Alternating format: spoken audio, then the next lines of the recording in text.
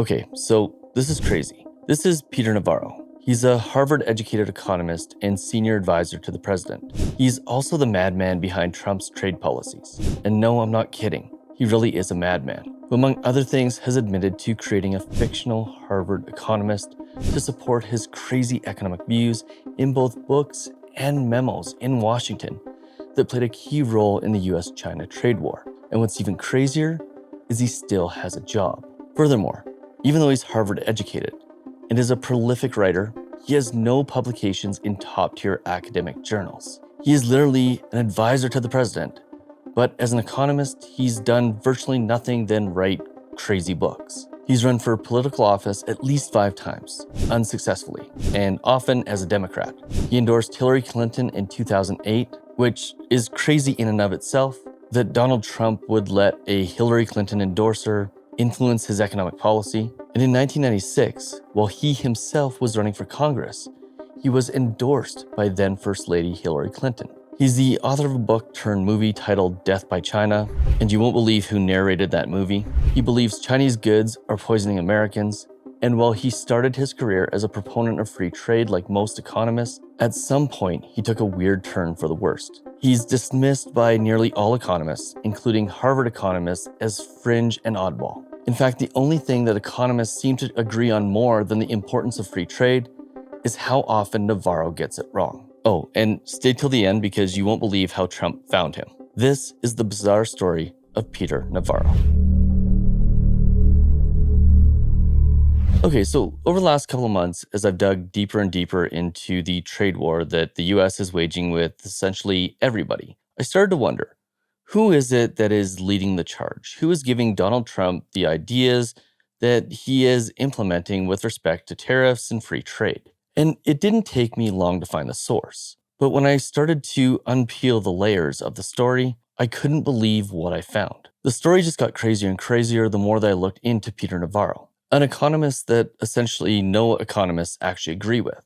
And clearly the markets don't agree with him either, as the VIX, the measure of volatility in the US stock market, has gone through the roof. I mean, just take a look at this chart. The higher the blue line gets, the more volatile the US economy is becoming. And pretty much every single time that the economy has been as volatile as it is right now, we've gone into a recession.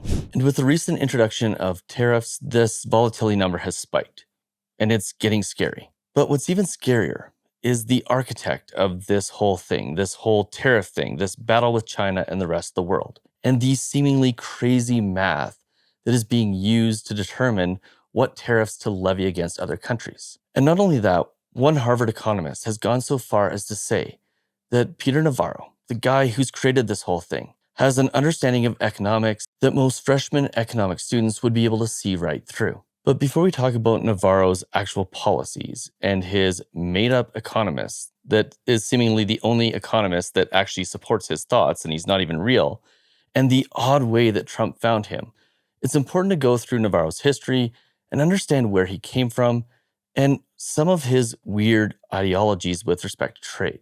According to Wikipedia, Peter Navarro is an American economist and author who is currently the senior counselor for trade and manufacturing for the US President Donald Trump. He previously served the first Trump administration, first as the director of the White House National Trade Council, then as director of the new Office of Trade and Manufacturing Policy. Now, Navarro is a professor emeritus of economics and public policy at the University of California, Irvine. But interestingly enough, you'll see in a minute, UC Irvine has essentially said he doesn't really represent us anymore. He's also arguably one of the most unsuccessful politicians in US history, having run for the Republicans, run as an independent, and run as a Democrat in various different elections, having never once been elected. He's well known for his hardline views on China and his belief that China is an existential threat to the United States. For some reason, unlike most economists, he's a vocal opponent of free trade agreements. And he was the key official behind the China-United States trade war that took place during Donald Trump's first term. Now, ironically, even though he is one of Trump's biggest supporters, Navarro has supported Hillary Clinton. He's been supported by Hillary Clinton. He's supported Barack Obama. And all of his interactions with respect to his economics and his political life leads me to wonder if Peter Navarro is a Democratic plant, tricking Republicans and the MAGA crowd into the biggest tax increase in history by way of tariffs. I mean, it absolutely blows my mind that his trade policies are so far to the left, and he has somehow found a way to get a Republican president, who, by the way, was also a Democrat at one time, to implement them and convince the far right that they're in the best interests of America. Because everything that is happening with these tariffs right now flies in the face of typical Republican policies. And for some reason, he just seems to want to argue with other economists. In 2016, there were 370 economists, including 19 Nobel laureates, that signed a letter warning against Trump's stated economic policies. Navarro simply turned around and said that the letter was an embarrassment to the corporate offshoring wing of the economist profession, who continues to insist bad trade deals are good for America. I mean, making statements like this is like saying that the doctors who choose to wear gloves are crazy for thinking that the gloves save lives. And Navarro's fringe ideas were met with skepticism during the first Trump administration, where he butted heads consistently with Gary Cohn from Goldman Sachs, who was also an advisor to President Trump at the time. He was essentially neutralized by Cohn until Cohn decided to step down, leading the way for the initial US-China trade war. On January 20th, 2025, Navarro became the senior counselor for trade and manufacturing in Donald Trump's second term. He was one of few officials from the first term to return for the second term. And it seems that this time around, President Trump has put people around him that wouldn't push back when it came to his trade ideologies. But interestingly enough, Elon Musk recently took a stab at Navarro on X, which I'll get to a little bit later on.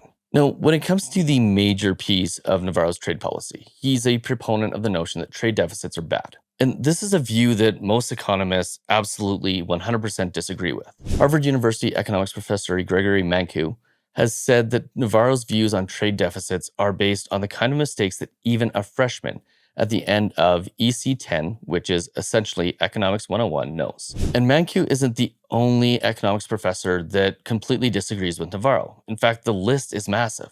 Tufts University professor Daniel Drenzer said about Navarro's op-ed, "As someone who's written on this topic, I could not for the life of me understand his reasoning." According to Tyler Cohen, close to no one in the economics profession agrees with Navarro's idea that a trade deficit is bad in and of itself. The Economist has described Navarro's view on the trade deficit as dodgy economics, and the Financial Times has described them as poor economics. And the list goes on, with some economists even calling him a charlatan, and saying that 99% of respectable economists would eschew what he says. And the seemingly fatal error in his thought process is that he thinks for every dollar we import, our GDP is reduced by $1. But that's not the case. Some economists have even questioned how he got his PhD from Harvard. Because the reality is that when Americans can buy goods from other countries for cheaper, they're actually saving money, which gives them more money to spend at home, helps the economy, and makes everything better. It also allows American producers, manufacturers, to focus on higher margin production. So instead of taking low margin production and bringing it back home, they're able to do the things that make America more productive and that allows them to actually have trade deficits with other countries because they have so much more money to spend than any other country. And it's these types of beliefs and these types of thoughts that makes Trump's trade warrior, Peter Navarro, the most unpopular economist in the class. So while you've got Navarro saying free trade is bad, in 2012, 95% of leading economists surveyed by the University of Chicago agreed with the following statement: freer trade improves productive efficiency and offers consumers better choices. And in the long run, these gains are much larger than any effect on employment. So in other words, the benefit of free trade far outweigh the costs on employment. In fact, the manufacturing issues and the employment issues that arise from free trade and manufacturing moving abroad allows Americans to focus their skills on more productive endeavors. And when you extrapolate this out even further, 76% of the general public said Buy American requirements have a positive effect on US manufacturing, but only 11% of economists agreed, which puts Navarro in the very small minority of his profession. But his views are even more fringe than the 11% of economists that did agree. And it's so weird because in 1994, Navarro wrote a book called The Policy Game. He supported free trade in this book. He argued that tariffs protected the profits of a small core of domestic industries while harming consumers. Back then, when he was just out of Harvard, he seemed to get it. Now, later on, he went on to say that he didn't realize that the globalist erosion of the American economy was just getting started. But it seems like he has more of a bone to pick with China than anything else. It doesn't seem to be actually about free trade and basic economics. It seems to be a little bit more than that. And that's why media outlets like The Atlantic have called him the madman behind Trump's trade theory. Now, even his critics allow that he does get some things right. China's ascension to the World Trade Organization did hurt America. In fact, it hurt America far more than politicians in Washington believed it would. That, combined with its ability and its desire to just break trade rules, has devalued its currency and it has brutalized its own citizens while making goods significantly cheaper and rebalancing trade. But economists on both the left and the right side, according to The Atlantic, say that Navarro's fundamental views of trade are outdated, misguided, or just plain wrong. And pretty much any economist with any sort of common sense knows that there's simply no way to bring back jobs from China. Companies' supply chains are far too complicated for that, and the amount of money that it would cost to move production from one country to the other is astronomical. It just makes no sense whatsoever. As one economist said, you can't unscramble this globalization omelet. What's done is done. And in trying to do so, the big fear is that in his efforts to leverage Beijing, he may actually squander it instead. Because to most reasonable people, it's better to treat China as a frenemy than an enemy. The last thing we want to do is get into any sort of conflict with the other big superpower. A trade war that turns into a war with China is a no-win situation. And this is where we get to the crazy part of the story. Because if virtually no economists support Navarro's views, then who's supporting them? Well, it turns out he might have an imaginary friend. And when I say he might have an imaginary friend, I mean, yes, he does in fact have an imaginary friend. It's real, he's acknowledged it, and he made the guy up. In the absence of anybody else that supported his views, he literally created an expert, a Harvard economist, out of thin air in order to support his very fringe views. The New York Times called him the mysterious anti-China voice that has long whispered in Mr. Navarro's ear, Ron Vara. Vara has appeared more than a dozen times in Navarro's books, and in one very crucial memo that was the foundation for the 2018 trade war with China. But Ron Vara doesn't exist. He is literally a figment of Navarro's imagination. The guy who has created Trump's entire trade theory literally has nobody to support him, so he made up an imaginary character to do just that. And when the New York Times reached out to the White House for a comment, the White House had nothing to say. And a spokesman for the University of California declined completely to weigh in. Instead, he said this: Mr. Navarro is on leave and no longer represents the university, so we do not have a comment. Now, this seems weird. Wouldn't a university who has an economist who is at the top of the economist food chain in a pivotal role as an advisor to the president in Washington want to take credit for that person? Instead, they just completely dismiss him, as if the University of California, Irvine recognizes that Navarro is just as crazy as everyone else seems to be saying he is. But it gets even crazier, because Glenn Hubbard, who co-wrote one of Navarro's books, Seeds of Destruction, told the New York Times that he had been unaware of the creative license that Mr. Navarro had taken. In other words, his own co-author had no idea that he was using creative license and quoting a figure that he had literally made up, which damages not only the credibility of Navarro, but anybody who has ever written a book with him. Academic sources are supposed to be thoroughly vetted. There's a reason fact checkers exist in publishing. And the fact that Navarro was able to slide through this fake source that he had made up is not only insane, but absolutely ridiculous. And then just when you thought this couldn't get any crazier than it already was, Ron Vara highlights a case for more China tariffs, as Trump's trade advisor invokes his anti-China alter ego to influence the trade debate. So not only were we writing nonfiction academic books, now made-up characters are influencing the US-China trade relations. Like, seriously, what a time to be alive. Mr. Navarro harnessed his literary muse, Ron Vara, in a memo that is circulating in Washington, sent from an email address purportedly belonging to Ron Vara. He actually gave the guy his own email address. The memo highlights public commentary in favor of keeping the pressure on China with more tariffs. Much debate going on, Ron Vara wrote, referring to the decision about whether to roll back or double down on China tariffs. Here's one side that has not been in focus. Thoughts? Are you kidding me? Now, my question, which we'll get to a little bit later on, is if Navarro is willing to make up characters, what else is he willing to make up? Maybe the amount that other countries are tariffing the US in order to support tariffing them? Well, we'll get to that in a second. But before we do, I need to point out that Navarro actually acknowledged that Ron Vara is in fact a fictional alter ego. He literally copped to the fact that he has, let's call them, multiple personalities. And then he goes on to say at no time was the character used improperly as a fact source. He wrote in an email, "It's just a fun device." Well, when you're talking about trade wars with other countries and you're allowing that person to provide commentary, it's kind of insinuated that he is a factual source, whether you want to say that he was a fact source or not. And all this leads to the fact that not only are most economists dumbfounded by the fact that Navarro is in the position he's in, but now one major voice in the Trump administration is also speaking out, with Elon Musk taking a swipe at Navarro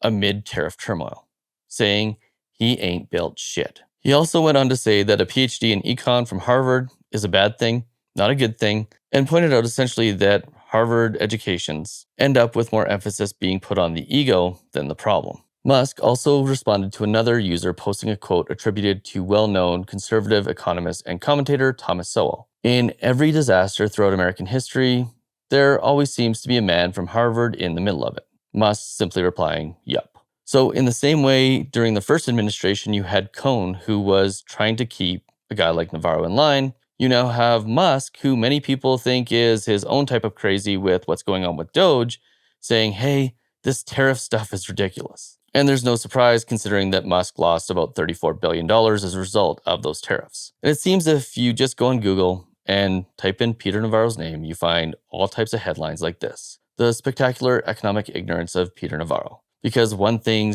seems for certain: Navarro is not the economist that everyone would hope would be running the economic policies of the country. And this takes us to Trump's tariff math, which many are calling crazy because it is. Because in the same way that Navarro made up his fictional economists, it seems that they're also making up the numbers when it comes to tariffs that other countries are charging America. Because in the same way that Navarro made up a fictional economist to support his views, it seems he's also making up fictional numbers to support his tariff plan. Instead of looking at the actual tariffs for each country, they literally just took the trade deficit with that country and divided it by the country's exports, which is complete economic nonsense. And to prove that they were not only creative in their math, just take a look at their chart. It clearly identifies the data points as tariffs charged to the USA, including currency manipulation and trade barriers. However, these numbers are not tariffs charged to the USA. They are the trade deficit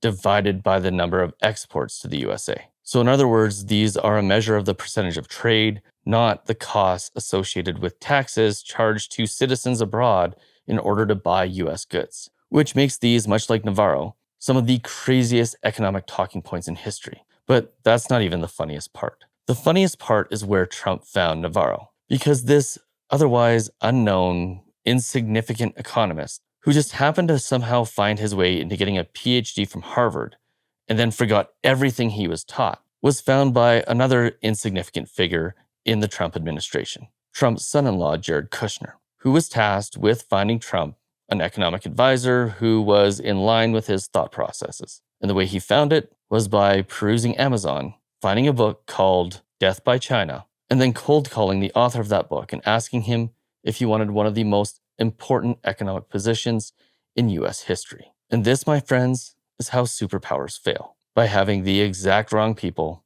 in the exact wrong places at the exact wrong time. And by the way, if you want to know more about the tariff situation or how superpowers fail, make sure you check out this video right here.